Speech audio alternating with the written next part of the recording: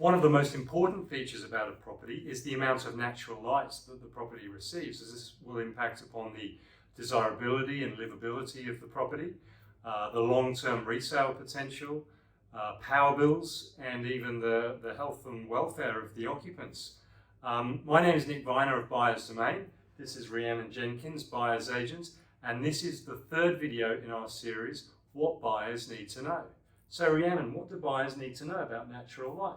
So Nick, the first thing that buyers need to know about natural light is aspect. So aspect or orientation is the direction the property faces. And it's important because the direction tells us how much natural light that property is going to capture throughout the day.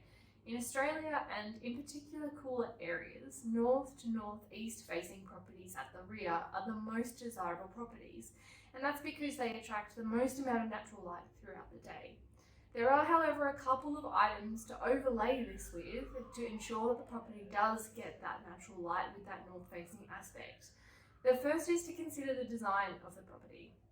Check if the property is designed to maximise that natural light.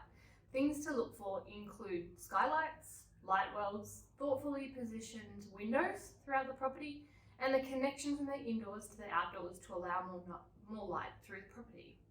The second is to check the surrounds of the suburbs. So check if the property is on the high side or the low side of the street.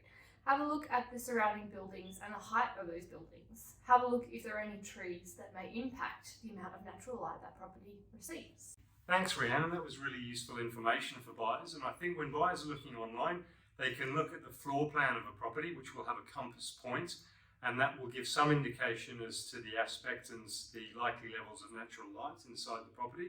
Although I must stress the number of times when I've seen that the compass point is actually incorrect. Buyers will be able to look at the maps, the Google Street View, the aerial views, and that will also give a certain degree of information about the levels of natural light inside the property.